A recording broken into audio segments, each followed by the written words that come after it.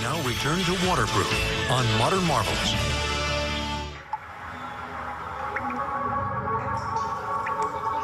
Your home is your castle, and the battle against water is taking place all around you, in every corner of your house. You just may not know it. Groundwater may be looking for a way into your basement. Mold may be clandestinely taking over your walls. A broken shingle may be the weak link in your line of defense. Each year, thousands of homes suffer from hidden water damage.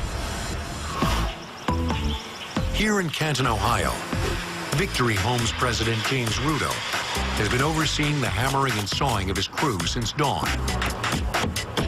They know that rainwater and mold can slowly destroy their work down the road, so they're marshaling the best defenses available to builders today.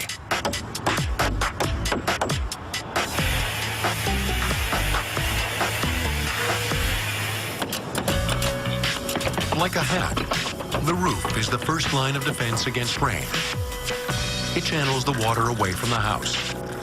A drainage plane is crucial when we're designing a house. We don't want a flat roof. We want to be able to have peaks and valleys. Just like the home behind me, where the two roofs come together, is called a valley. And when water shed down the roof, it goes into the valley, which drains into the gutter system. In addition to peaks and valleys, the shingles themselves take their cue from the feathers of a bird. They all kind of overlap each other, so then when we start the next row, this seam then would be in the center or off to the side of that other shingle. And as we go up, it all feathers in naturally. Today's technique of overlapping slates actually dates back 2,000 years. The Romans introduced this style of roof to Great Britain. But the cheaper thatched roof remained more popular until the 12th century, when King John issued a law that London citizens had to replace their roofs with clay tiles in order to prevent fires. This marked the beginning of mass-produced industrial roofing methods. Home builders call modern waterproofing technology vapor barriers because they block moisture. One of the most common vapor barriers is house wrap, a synthetic polyethylene paper. It stays dry, so what's great and unique about the paper is that it's not a sponge. It can't absorb water. It's almost like putting a big plastic fish tank over top of your house and having water hit it. It's going to just drain right down it.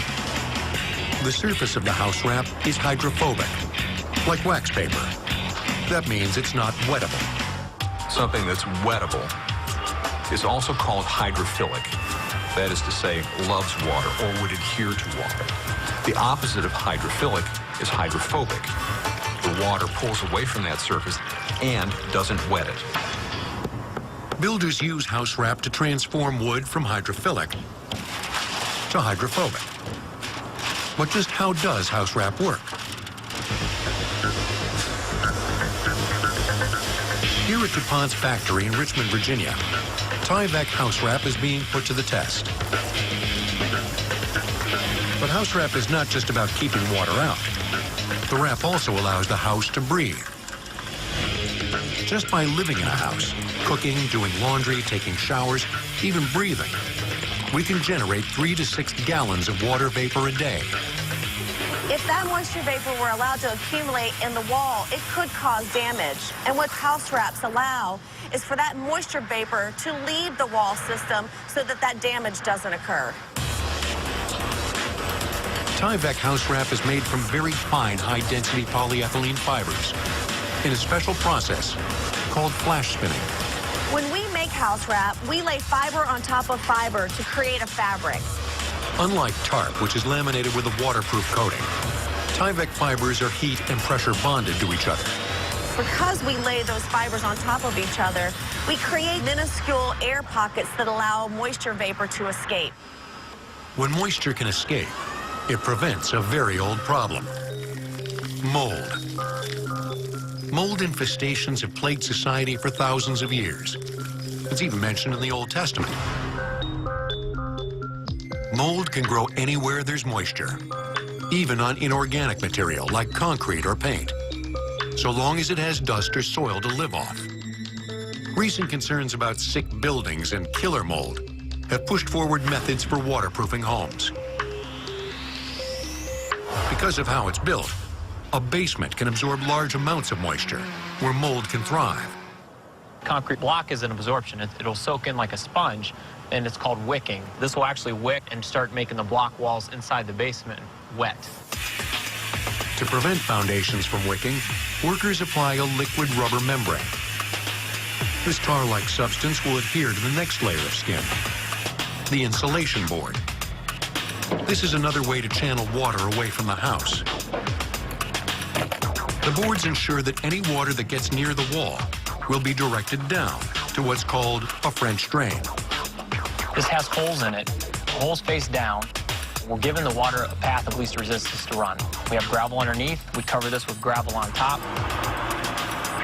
And that way any water that runs along our vapor barriers, everything that we've done from the top of the roof all the way down to the foundation is going to find the path of least resistance, which is this pipe. And this all drains into a sump pump, which gets pumped out into our storm drains.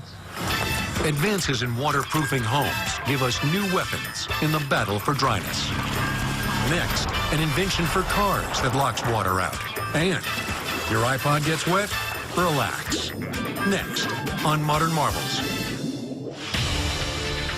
The waterproofing substances, asphalt and tar, are often confused. Here's the difference. Tar is distilled from burning pine wood, while asphalt forms naturally from petroleum. Waterproof will return on Modern Marvels.